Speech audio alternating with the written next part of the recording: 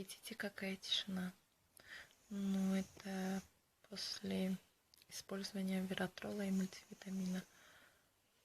Спустя 2 недели, если я не ошибаюсь.